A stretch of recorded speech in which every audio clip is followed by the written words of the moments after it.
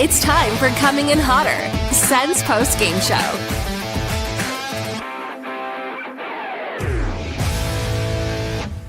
Live from the Sports Interaction studio, it's Coming in Hotter with Graham Nichols and Cody Gaudreau. Sens finally get a win. I guess they just don't like playing in Ottawa, but it's a 6-3 win against the Columbus Blue Jackets. Graham, how are we feeling after that one? Can't feel any better. That was good. That was really good. That's exactly the response that you want. Everyone's been clamoring for 5-on-5 goals over the past week because they just haven't seen them, and Ottawa responded in part today. So it's encouraging, right? The power play is still producing points. 5-on-5 play cleaned itself up. Some of the goals I'm sure we'll discuss Columbus's production stuff, but that's about as encouraging as an effort as you can ask for, considering the circumstances and pressure facing this team to win. Yeah, and I mean, not to repeat what you guys talked about, on the main show, but I mean, we talked last game about how, hey, special teams finally got figured out, and now it's pretty much just 5-on-5 left to figure out, which is a little bit important, when we're talking about the rest. It's true. But they figured it out, especially in the first period. Like, holy smokes, that might have been one of the best first period the Sens played this season. And that must have been refreshing for fans to watch, eh? Yeah, like how much, like you've watched every game, you've been doing all the post game shows. Like how much did they need that start, right? Like they did. You talk about the pressure facing this team. They're like 5 points out of a postseason spot for the first time in a while. It seems like one game they're in, one game they're out. They're moving essentially from like second place in the Atlantic to the bottom of the Eastern Conference standings. Now they've kind of languished for 5 of the past 6 games, and then they needed that start, take a lot of the pressure off them. But then the second period happened. I don't know what's going on with I don't know what's going on with Ottawa lately, but the second periods just have not been kind to the team. What did you see from the team in the second period? They kind of game got easy for them. They kind of were just like, hey, we got a nice little 3-goal lead. They took their foot off the gas, which we've seen them do before after a good first period. God, I don't even remember which game it was. But we've seen it before, and it hurt them just as much as it did now. Now they were able to kind of figure it out in the second half of the second period, which was refreshing to see because that's not what happened last time. But you just can't let that happen because, I mean, I want the chat to chime in on this, but right now the hope for the team is probably here.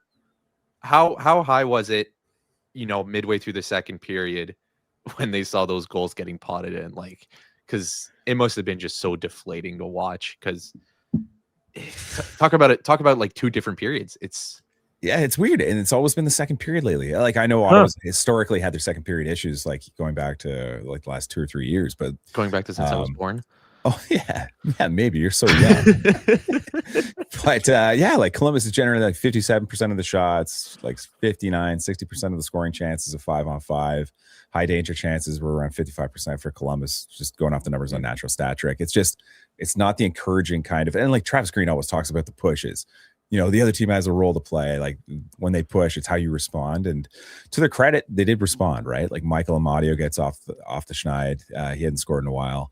And it's just like Wally and I talked about the secondary scoring this morning on the show. It's like, like Timmy and Brady are putting up points. And like, even though I don't think Brady's been playing his best hockey since he's returned, that top line was putting up points, right? Like 2 goals the other night against the Devils. But the secondary scoring was there today. You had Michael Amadio chip in with a goal. You had David Perron get his first goal, and oh god, that was his first goal in 6 games, and that was just his second 5-on-5 goal in the last 24 games. Jesus, like it's just you get like that kind of production from the guys that you just haven't been getting enough from lately, and it was a win. It was a perfect win, and you got the contributions from the guys that you absolutely needed. And then Claude Giroux ices it. Claude hasn't scored a goal in a while as well, so you're getting those contributions from the guys down the lineup, and that's exactly what you need to break a losing streak like this. Devin stealing it right from you. Streak breaking game. I almost called it a must win. You almost did too on the main show, and it's exactly that, right? Talking about the momentum of the last 3, 4, 5 games where Sens haven't been playing up to the standards pretty much ever since the Montreal game, and then losing 3 in a row at home, just killer for the fan base, I bet. And like we talked about it, Sens just can't let those streaks keep on going. And that's exactly how you talked about it, where November, December, January of last year, this is where they started picking it up to get into the playoffs. And hopefully for them, it's the start of a new trend like it was last year, right? Yeah, and I think like just going back a little bit further to like when Brady comes back, it's just like we talked about that emotional response. Like, how is this team going to play once you integrate one of your best players back in the lineup? Is there going to be that letdown? Because I think if you go back to the 20 games where Brady was out, everyone kind of picked up the slack, and you're getting contributions across the lineup. Guys are playing well; they're playing tighter, more cohesive defensively, and now it's.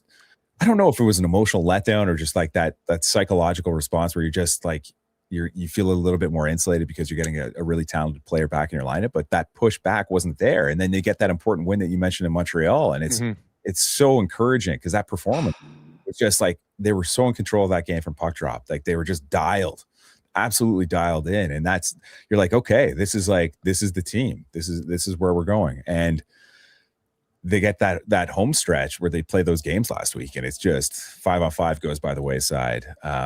They did get some special teams performance, right? Like the power play, they've got what power play goals in 4 straight now. Yeah, 7 power play goals in the last 4. Penalty kill's been rolling. I think even though they allowed a goal tonight, I think that was the first in 4 that they've allowed a penalty kill goal. They're getting those special teams performances, which is huge. And now you have to tie that into your 5-on-5 play, and they're getting the 5-on-5 production today. And then look at the score. You see? No, like that. They're getting the performance across the board. You need those efforts, and I think when you have that home stretch and that a letdown with Brady coming back, and then you come home off that long road trip, you're like, okay, they're at home. They can get the matchups. They can do these things. They'll be really happy and encouraged to play at home. And then like the performance just isn't there. And sorry I'm just going on and on, Cody. But no, you're good. Sorry, I'm just bamboozled by Wally in the chat. Like he doesn't want to join, but he wants to troll us in the chat. That's the way it works, man. That's the way it works. But yeah, called him out saying he pulled the panic button out. Good job. Sorry, I didn't catch your name, but yeah, good job in the chat. Yeah, Jesse, everything's a must win. Let's go. But since that New Jersey game where we were saying like, hey, Sens got out of the top 10 for their power play and their penalty kill didn't look any better. So, maybe press the panic button there. Something's got to give with special teams. And then that New Jersey game just brings them back to top 5 in the league in power play. They technically go 100% again, 1 for 1. So I'm not going to use a percentage there. But yeah, it's nice to see for them where, finally the 3 separate aspects of the game work out all at once, which is we saw it at the, the early stages of the season, and it kind of started breaking down during that November road trip. But let's also mention the most important thing, right? 7-1-2 with Curtis McDermott in the lineup. That's what everybody wanted. It's a losing streak, whether you believe in it or not. They're like, everyone's just like, you know what? Just put McDermott back in the lineup. Just get him in there.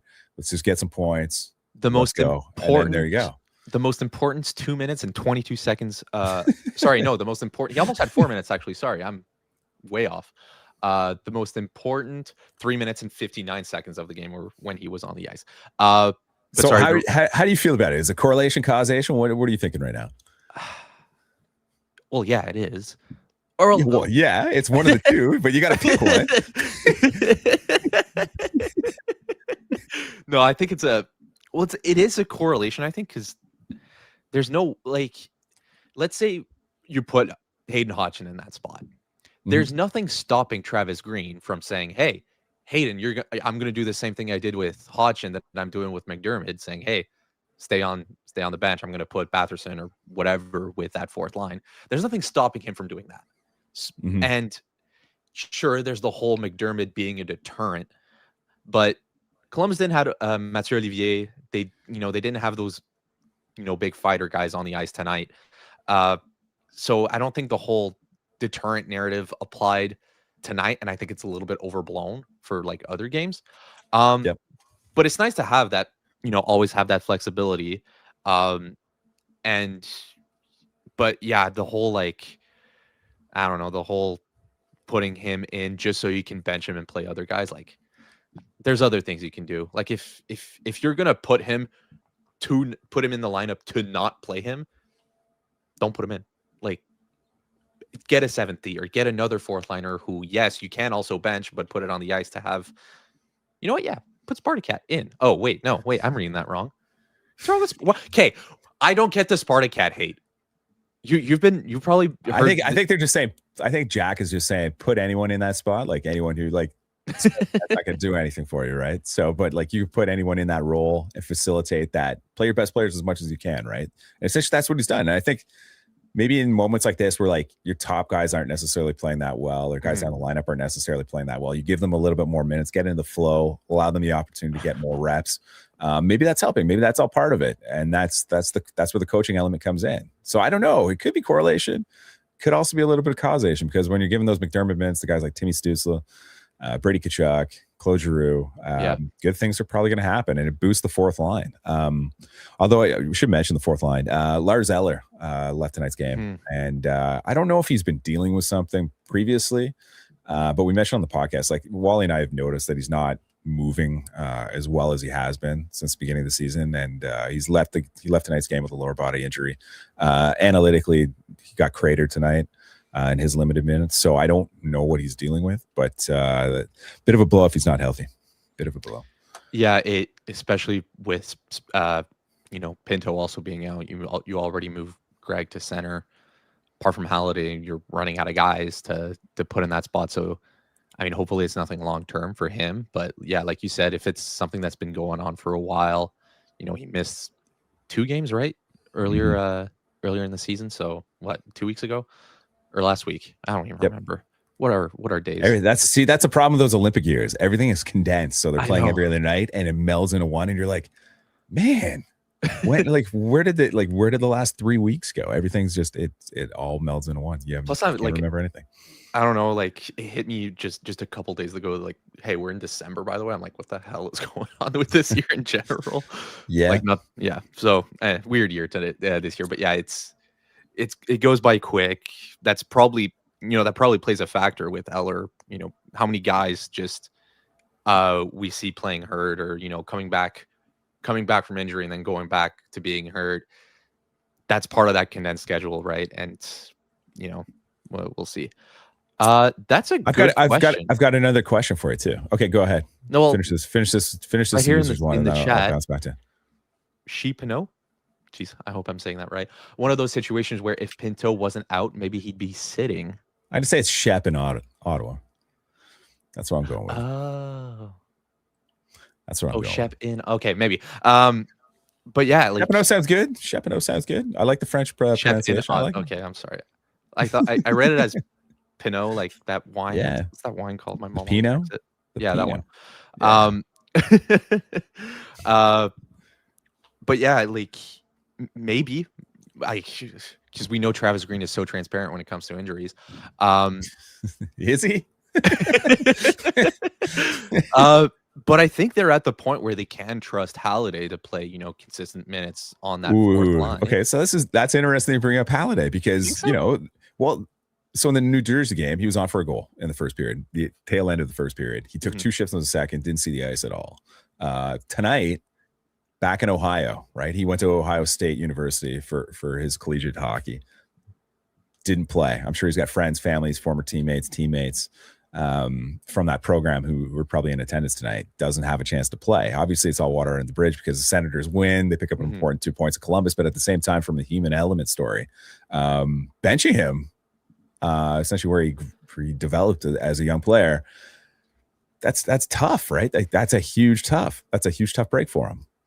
Well, yeah, like you said, from a human. But I'm gonna put my Wally hat on. You play your better players, and Wally getting the perfect timing in the chat. But is he chiming in? Yeah, I missed it. What did he say?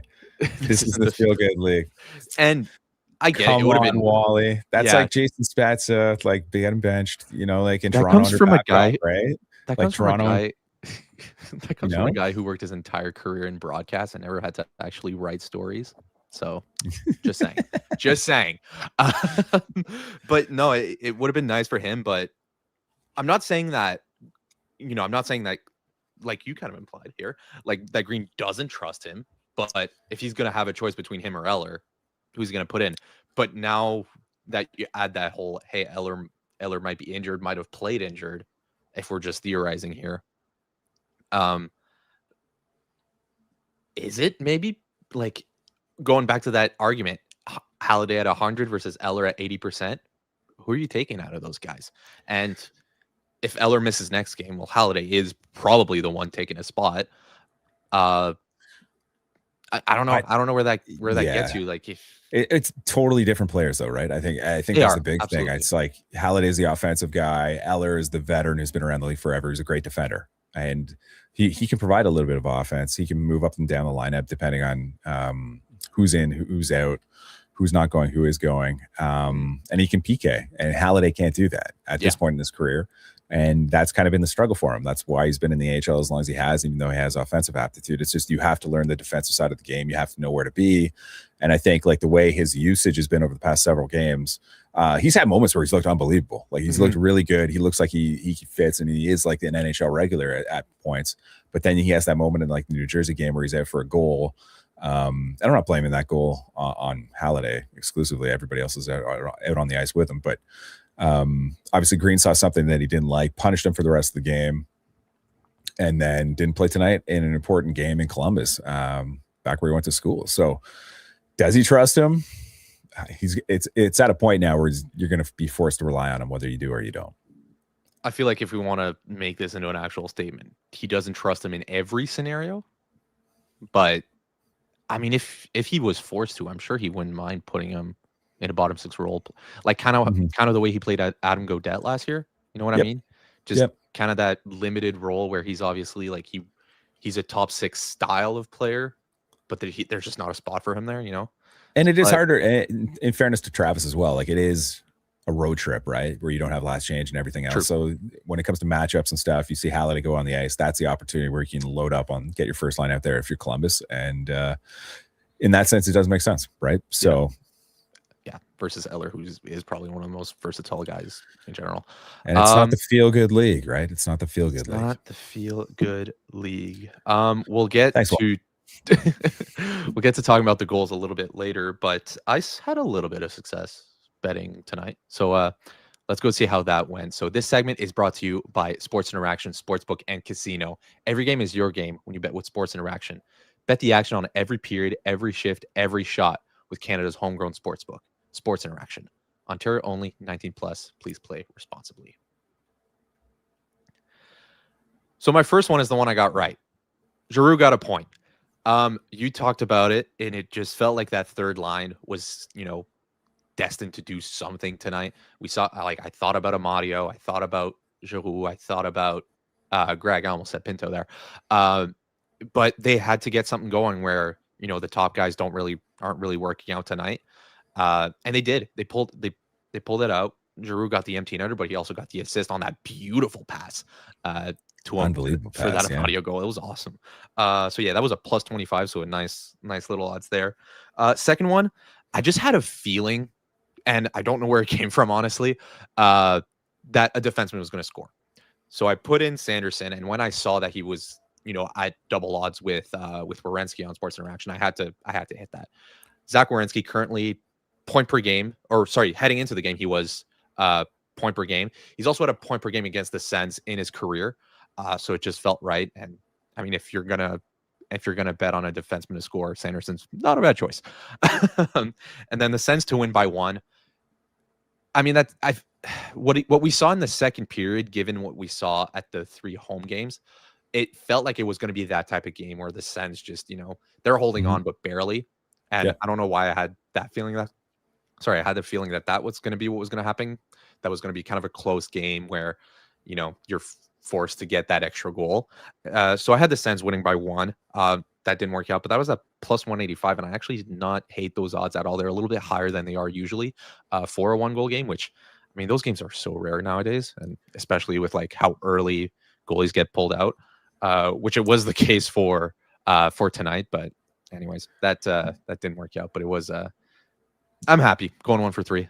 At least I got one right. I don't mind those bets though, because like Sanderson's playing like 30 minutes a night, right? Yeah. Like without Thomas Chabot in the lineup, he's playing a ton of minutes. So betting on him's not a bad bet. And then Wally talked about how Columbus isn't playing well this morning, hasn't scored a lot of goals. So you're like, oh, well, here comes the points. We'll see what happens. Yeah. And it usually turns into a bit of a barn burner. So it's not too bad. It's not too bad. Yeah. Let's get to the goals now, though. So every game is your game when bet with Sports Interaction. From puck drop to overtime, bet with live odds on every play with easy deposits and payouts. Go to sportsinteraction.com/cominginhot to open an account. Ontario only, 19 plus. Please play responsibly. So it opened up from a Batherson goal. So he finally finished, or sorry, it opened up with Cousins' goal. What am I saying? Or Cousin, Jesus. It's all good. It's all good. Reset. David Perron putting it in with one hand. I mean, he said it in the intermission interview where he kind of just poked it in, didn't really know what had happened, kind of just forgot. And I mean, dirty goals is what you were talking about this morning, right? Where, but like great work going to Cousins. Like Cousins, they Yes. cycle it. Like great job bringing it around, getting a shot off. But yeah, keep going, Cody. Go with the greasy goals. well, no, I'm because I'm stealing your words here. It feels like they have to work that extra bit to get those opportunities where it's kind of a theme for the rest of the goals where just a really simple play that works out, and Mhm. Cousins just puts it on net, and Perron's just the first guy on it, Yep. and smacks it in, and Yep. it's a greasy goal. But it works out, and maybe that's what the Sens need, because even good teams, they're going to end up with those greasy goals, and I mean, you don't get greasier than just tapping it in with one hand while you're pushing another guy away from you, right? For sure. But like they did everything right. Like they worked it low high. Cousins came out, shot the puck. Batherson had a nice little mid screen on Merzlikins. And then, yeah, David Perron just throws one-handed, just whacks at it. And it wasn't even going towards the goal line, and bounces in off Merzlikins and goes in. It was just, I can't even recall the last time they scored a goal like that, where it's just Seriously. like, I don't know, Chad, like when's the last time the Senators scored an ugly goal? And I mean, from an entertainment perspective, I never thought I'd be saying this, but yeah, we want more bad goals. Honestly, it's just Don't be afraid. Yeah, like don't be afraid to shoot it when you have traffic, and like anything can happen on those. And I think like they have been chasing quality maybe a little bit too much. Mhm. I mean, you don't want to be shooting all the time from the perimeter, right? Like those are just low percentage shots. Goalies are so good now that they'll stop those like 10 out of 10. But if you have the traffic and you have everything else going for you, maybe you get a rebound, maybe it goes through a screen and goes in. Yeah. But it feels like they're not settling when those chances are arriving, and it was the perfect opportunity, perfect circumstances for Perron to get his fourth of the year. Yeah, that's another reason I had what's his face, Werenski down for a goal. It was just, hey, like Sens leave so many shots to the perimeter, especially on the penalty kill. So I don't know, sometimes those just work out, and it did a little bit later. But speaking of just shooting when you get a chance, Drake Batherson has a decent shot. I think we learned that. But he gets that pass from the wall, and he, zero hesitation there. Another nice pass from Perron. He had such a game. But yeah, like that. First of all, that line finding so much success together, maybe they're the new Pinto line, where you're like, hey, they're your reliable line now. As I'm looking at how much, but they had success last year, right? Like heading into the postseason and everything else, like that line was generating for Ottawa a little bit towards the tail end of last year. So it's like they went back old hat, and it worked. And David Perron picked up his first multi-point effort in, I don't know if that was his first one of the season. I know both points came at 5-on-5. So hold on. I'm gonna pause everything. Yeah, shoot. What's Take up? a look at the chat. Did Wally just refer to me as Wally Jr.? Did he? That's What the hell? That's a compliment. That's a compliment. Is it? I think so. I don't think so. What was the reference to? Zoe? What did Zoe Yeah, write? Zoe's saying I wear glasses, and then Oh, Wally Jr. I gotcha. I'm taking these off. I can't see anymore, but It's all good. Go with it. I actually can't see how much ice time. Oh, You're squinting. Oh no! Don't do that. Put them back on. What are you doing? the Cousins Batherson Perron line getting 11 minutes and 18 seconds of ice time. It felt like they had a lot of. It felt like they had a lot. We're gonna have to get the post game show sponsored by Lasix here. Seriously. When you're pulling up the screen right to your face, that's not a good sign. You're way too young for that. Genetics, okay, blame my parents. Oh man. But yeah, I thought they would have the most ice time, so it ended up getting the second most, still to that, quote unquote third line. 11 minutes and 18 seconds for that Cousins Perron Batherson line. But it felt like they were all over the ice tonight, and I could see why Green trusted them after that first period, because they produced and they were great on the other side of the puck too. So sorry, Cody. I'm just looking at the numbers here. I think that How was dare you? That was Perron's second multi-point game of the season. I believe that was his first, where he produced multiple points at 5-on-5 this season. Yeah, that was his first. So Yeah. big effort from Davy Perron. And then on the power play, Tim Stützle decides to shoot, which probably made every single hockey dad in Ottawa happy, just screaming, shoot! But I mean, there isn't much to say there. He finds room on the power play and then gets himself free, gets a pretty difficult angle, but he's able to put it in top shelf, top corner. But great sequence from Bath and Cousins as well. Like Cousins with the entry, great pass from Batherson, and Timmy just that was the opportunity he needs, right? Like top of the circles, let it rip. Yeah, and I mean it was the power play goal we're talking about, it going at 100%. I don't know if we really want to read too much into that. Columbus is 29th in the league on the penalty kill. They're not that much better than Ottawa. Ottawa's at 70, almost 71%. Columbus is at 72% on the PK. So I don't know if I want to read too much into that. The power play being better. They went from 10th to 5th in one game. Looking at league rankings. Mm-hmm. It was a great shot by Stützle, but I don't know if, like we talked about it a little bit earlier, but yes, the power play's figuring it out. But looking at the, I gotta stop doing this. Looking at the different teams they did manage to score against, we'll see a little bit, in the future, but I'm not sure about it. Like the power play looks better, but I'm not sure if that's worth reading too much into it. Sorry, I'm moving all over the place, but no, it's all good. It's all good. Like, I think it's hard. I think it's hard for the power play, and like we've talked about this on the morning show quite often. It's when you have a condensed schedule like the Senators do. I know everyone complains about optional skates and just practicing and not having practices. Like when they're playing every other day, it's insanely difficult to work on everything that you want to do. There's not a ton of practice time, especially with the travel that the teams had of late. It's not easy to get the practice time in that you need to work on the little details like that. And if your special team's not going well, it's like, well, you're essentially just showing up every game and hoping it works out.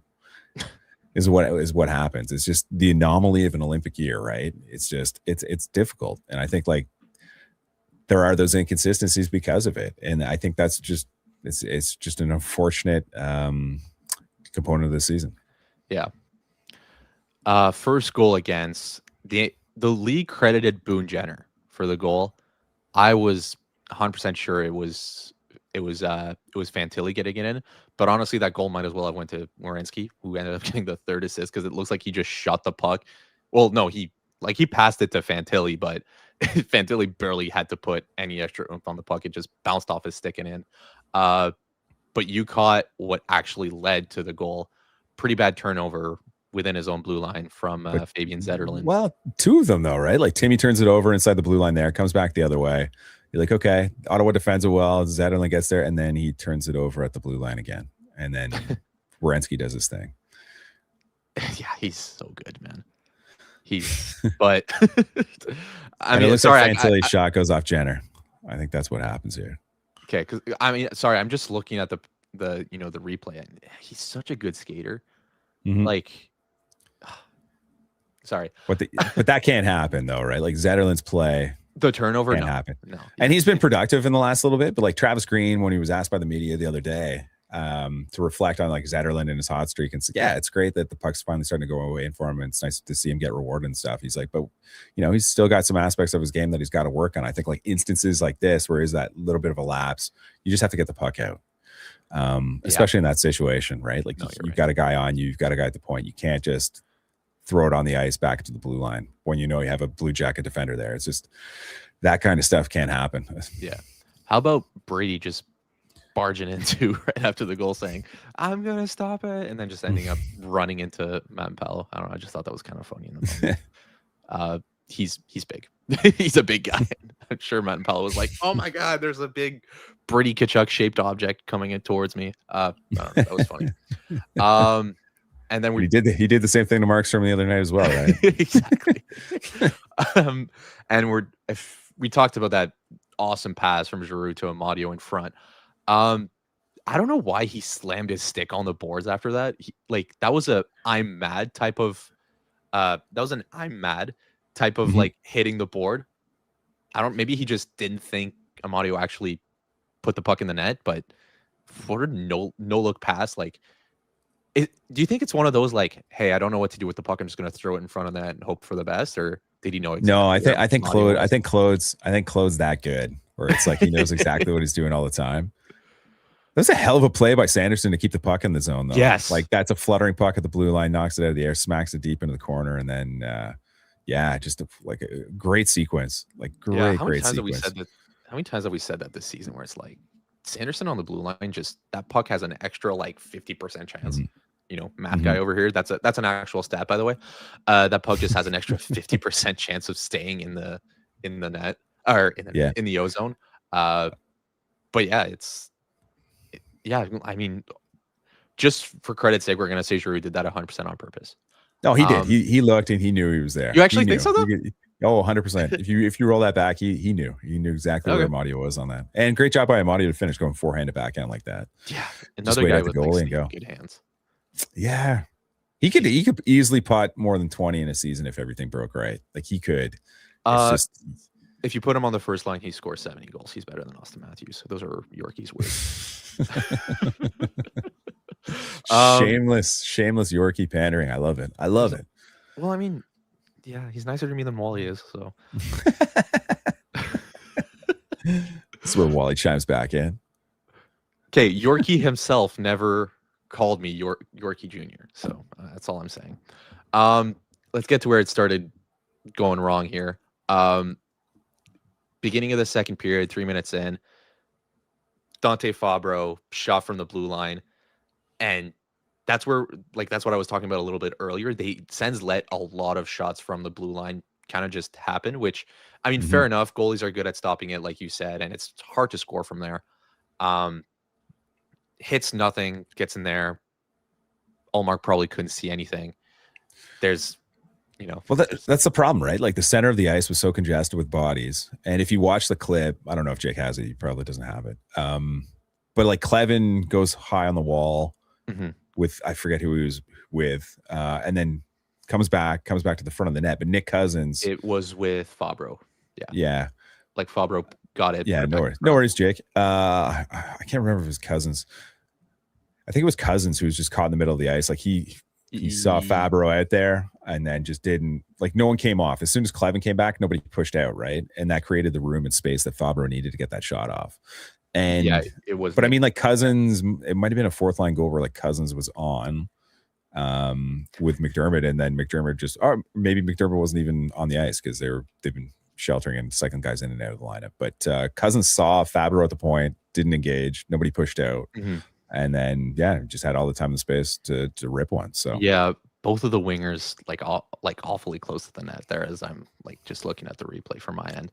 And does it go back to? And I'm not sure. I think it was Boone Jenner. He basically, when that puck goes in, he's behind Ullmark. He's got Clevin with him. He's got Spence with him, and he had his stick on the ice pretty much the whole time. There's no reason someone can be that close to your goalie. Are you looking at the state question? I'm looking at the chat right now. Did you see Zoe's chat? I don't know if Jake can pull it up, but how burnt do I like my steak? Well, I'm going to answer Pronic's question a little bit earlier. How do I like my steak prepared? I am not a psychopath. Okay, mid-rare, Wally. It's mid-rare. I think Wally's done listening because he's been quiet in the chat. So, but if you're a psychopath when it comes to steaks. Finally get to actually say it. Finally, someone asked that question. Oh my God, I've been waiting on that for so long. Then it goes. It's a rite of passage. You got to answer those questions. You got your mug, which is huge. I did. And now, now everyone's asking you how you like your steak. So there you go. You are Wally Jr. No.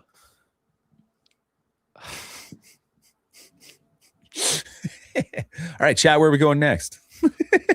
Bring this sucker home. We got like 25 minutes to go. Cody just walks out. Oh, Wally is still alive. Sorry. Oh no, is he? He's in the Yeah, chat. What's he saying? Is he angry? Yeah, he just fired me. This is Cody's last show.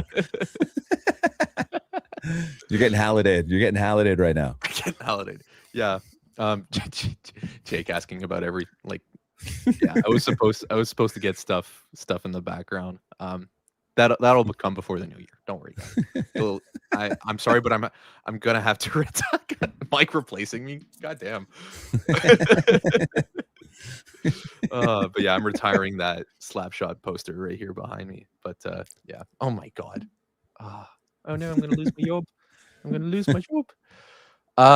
Voronkov scoring on the power play against the Sens. He's another guy we don't like.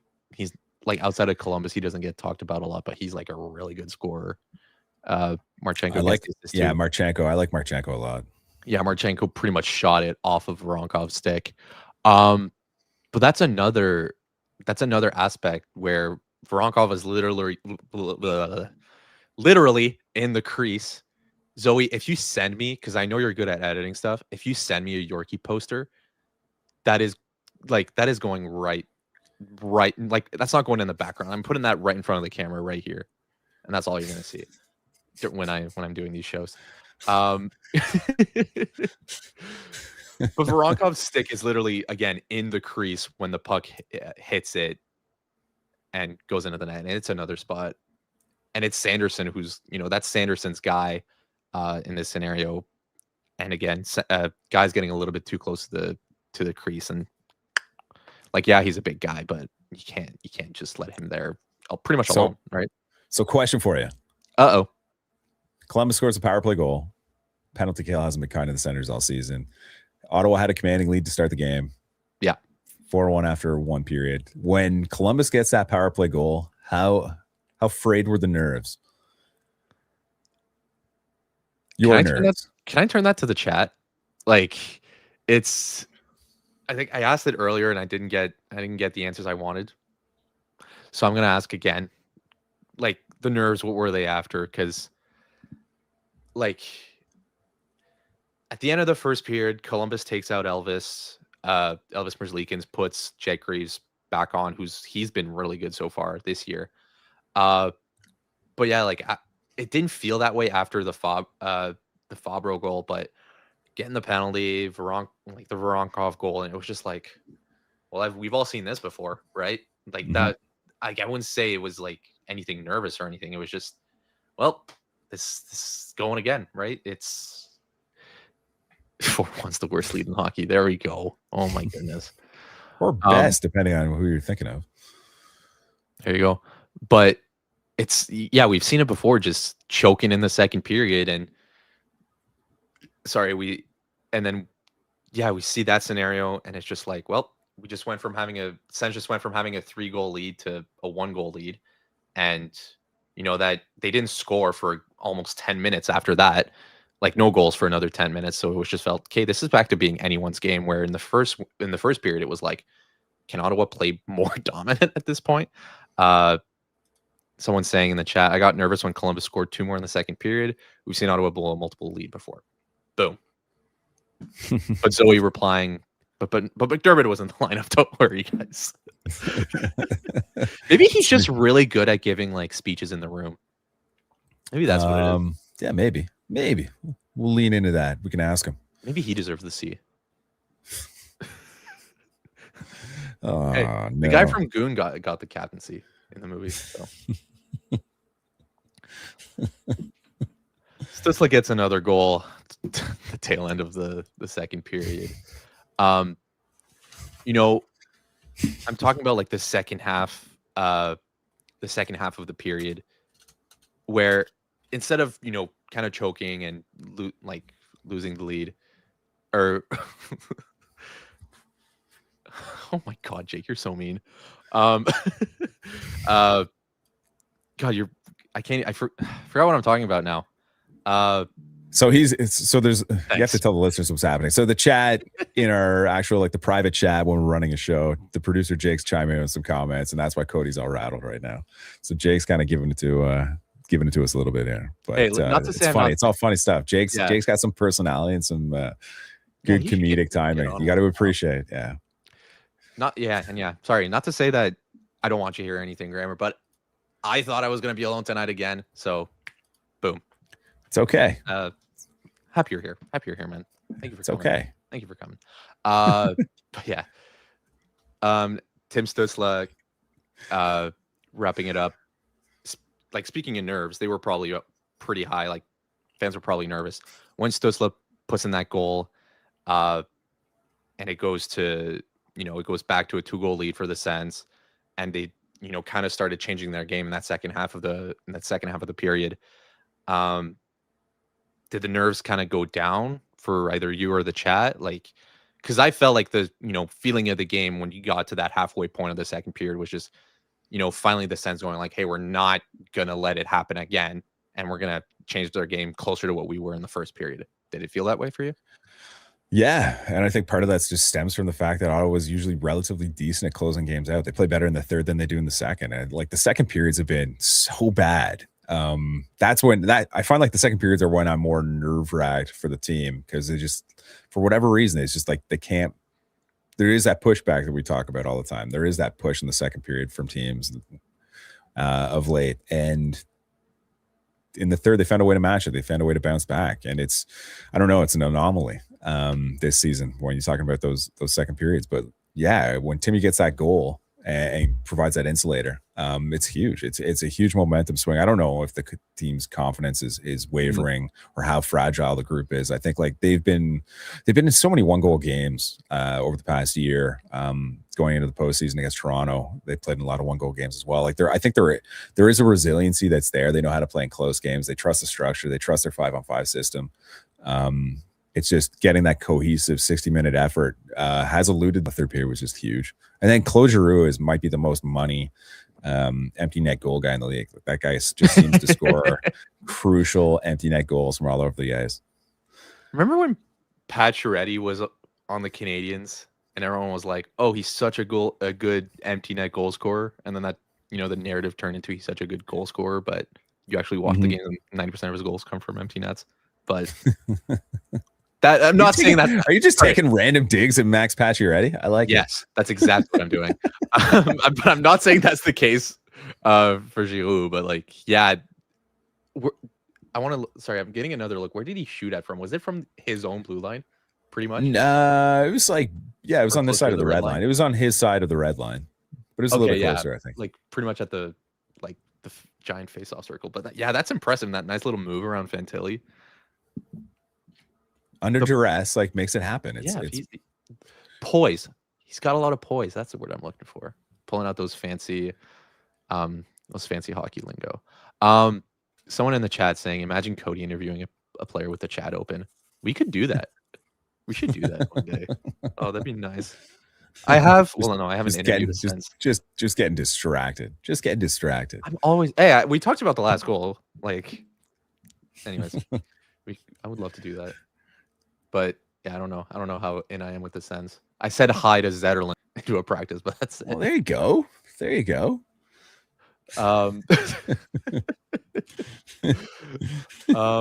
It's like a Wally word, poise. Please don't give me that satisfaction. You're getting all the Wally comps today. I know it's weird. It's weird. It's not a bad thing. He's very good at what he does. Doing Wally vision. Oh my goodness. Cody's Wally vision's just all blurred. It's just a big blur. Just can't see anything. Is Wally vision just everything blurry? Is that what people mean when they say that? No. So Wally vision is his camera. Essentially, like he's always at practice. He's doing all that stuff. So sorry. Yeah. See, I can do that too. I'll just do this. There you go. Practice. There you go. You need to go a little bit more gray though. That's the other thing. Yeah. No thanks. Gray means salt. What you just put in the chat. Cody is poised like Wally and easily distracted like you're. Nice. That's so good. You gotta like take that quote, print it off, and hang it in your background. Zoe, nice put that on the Yorkie poster that you're gonna make us. Yeah, like you need one of those inspirational phrase posters. That's what you need. Yeah. Oh my god. And then hang it behind you. Yeah. Jake's a savage. He is. Back when I work at French radio, random story here. Back when I work at French radio, we had these things where like, you know, as we were like throwing it to commercial break or whatever, we would have like these short, like 30 seconds interviews that we would show with, I think we started doing them with 67s players and with charge players. And it was just like this short, you know how they do on TSN 1200, where it's just like, hey, get to know X player in 60 seconds or whatever. And they gave me like a list of questions that, you know, it was like, hey, I only have to ask half of those questions. And then like we'll find a 30-second clip out of it and we'll put that at intermissions. So I ended up sitting with some of the players for like a good, 5-6 minutes, just being like, hey, like, what's your favorite music? Oh, you like this guy? Me too. No. And like, I don't know. We're the same. We're the same. It was, well, I was like the same age as one of them. So yeah. Anyways, Sunday, Sens are in Minnesota to take on the Wild. That's a 2 p.m. Sunday afternoon game. What do you see in the Wild? Because that's always a team where you're just like, hey, like, what's going on with them? Like, you don't hear about them a lot. Just good defensive. I think that's kind of what they pride themselves on, right? It's like playing close games, decent defensively. Jesper Wallstedt's been unbelievable of late. And he's given them a chance to win almost every game. So yeah, sorry. Mean I said Sunday, Saturday. Thanks for pointing it out, Chad. But yeah, 2 p.m. road game, the old matinee. Matinee. Yeah, there you go. He's a blue guy. I don't know. I'm the opposite, especially in the fire hall. Opposite guy in the fire hall. I'm encouraging it to go off the rails. Yeah, it's one of those teams, right? You don't know what you're necessarily going to get with the Wild. But they're strong defensively. They got a lot of players that I like, but it's just for whatever reason, it's just like they never escape I always call it like the mushy middle of the NHL standings, where like they're never really bad and they're never really good. They're always just kind of, I don't know if I compare them to like the New York Islanders in that sense, where they're always like competitive and around it, but they're never in it. Yeah, that's fair. But I think it's like a function of like how hard they play. Like they try hard and they're focused on structure and defending and everything else. So like they're always in games, but it's just one of those teams that's just never, I don't know. They're never really, really good. Yeah. I think they still have I'm going to double check, but I think they have a top 10 power play too. So very average penalty kill. They're 17th in the league, 80%. 11th power play in the league. That's at 22%. Versus the Sens have 25. So I mean, special teams wise, they're, like you said, kind of middle of the pack. Yeah, it's another team where you don't know you don't know what to expect. They're fast, I feel like Marco Rossi. Like I'm looking at Marco Rossi because I like 67's legend, so I got to see him a lot. Yep. But he's fast. He has a lot of speed. There's a lot of like those sneaky good players that you don't hear a lot about, like Eriksson Ek. Eriksson Ek's like incredible defensively. Like Marcus Foligno is very good defensively. They've got some good players. I like Faber's strong as well. But Analytica, I just pulled up their numbers just to see where they were at this year, and they're bottom third of the league in almost every category. So it's like, I don't want to there's been matchups this month already where you're like, this is a game that the Senators should win. Whether it's like injuries were like facing a team like, you look at the Rangers, for example, like Adam Fox is out of the lineup. It's like, that's a perfect opportunity if you're going to capture points against a weaker Rangers team, like that's a great opportunity to do it. I think you look at the New Jersey game, you're like, Jack Hughes is out. Perfect opportunity to take advantage of a team that's going through some tough times. And I think for whatever reason, the Senators just haven't capitalized on it this month yet. And when you have a schedule like this, where you get that first win in Columbus against a weaker Blue Jackets team, you're going into Minnesota against a team that's not playing that great of hockey necessarily, but they're finding ways to win because of their goaltending and some special teams play. But like, you need to pick up these points, right? Like these are crucial points. And even with the win tonight, I was just looking at the standings. I don't know if Jake probably doesn't have updated standings, but like Ottawa is 3 points back in the second wild card right now. Pittsburgh has a game in hand. You can't you can't afford to fall too far out of the mix. It's just it's one of those slides where it's like, once this road trip's over, you can't be 6 or 7 points back. You have to be in the mix. You have to be in that threshold, and then continue to build on that momentum if you have a successful trip. But I think it's important for this team to take 2 of 3 this road trip, and Winnipeg's there for the picking too. Like, they're not playing very well at all. So if you could win all 3, now we're cooking. That's what I was getting to, because we talk about quote unquote winnable games. Like, all 3 of those games on this road trip are, winnable. Like the Jets, even, they're on a kind of a skid right now. But you can't expect a win anymore with what they've showed us. Plus, also just looking at the standings, like, yes, this win is huge in general for the Sens, but they're at 32 points now. Lightning have a win tonight. Habs have a win tonight. Leafs lost in overtime. What else am I looking at? Bruins just won over the Jets. Talking about the Atlantic, like, you can't be happy with just that one win coming out of momentum. Hopefully for them it creates momentum, but 32 points isn't convincing enough 30 games in, right? Mm-hmm. I think that's the issue. And I like Drake Batherson talked about it after the New Jersey game. He's like, we put ourselves in a position where we have to win like 4 or 5 games in a row. We need to go on that extended winning streak. And I think, like, to Ottawa's season this year, they just haven't had that long winning streak. Like, they win a game or 2 and then they drop a game or 2. And it's kind of just been that bounce back and forth. Like, they haven't had that momentum shifting run that the team had last season, whether it was like November, December when Linus Ullmark was playing well, or whether it was like early in January when Levi Maryland had an opportunity to take the ball and run away while Linus was out. Like, it just hasn't happened. I think Ottawa's biggest winning streak this year is 3 games. So, and that's just the one time. They've only had, looks like 3.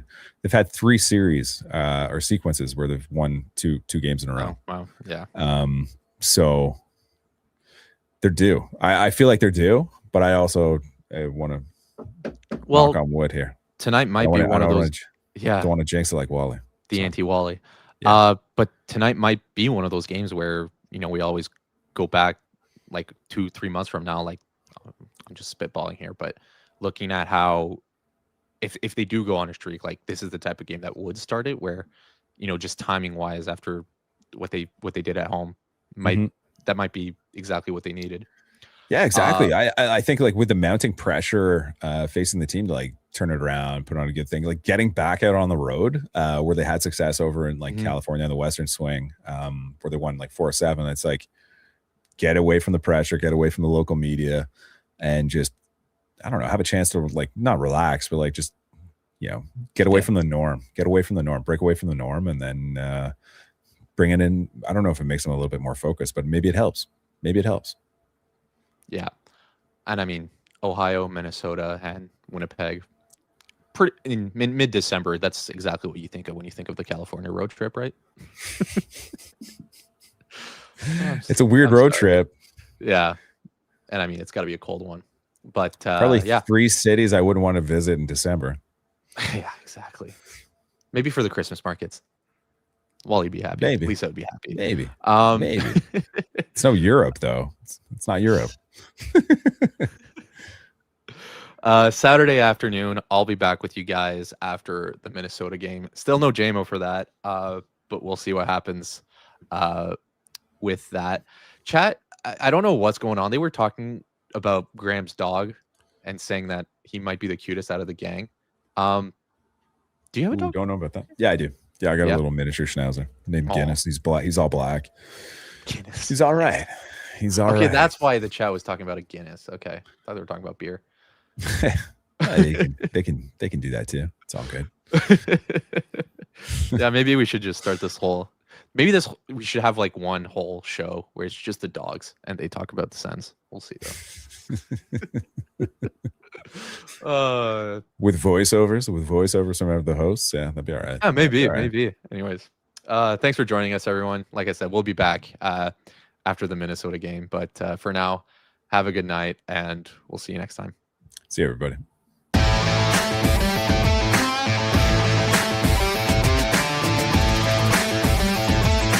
You've been watching Coming in Hotter, your home for Sens post game coverage all season long. We're live after every game. Don't forget to hit that like button and subscribe so you never miss a show.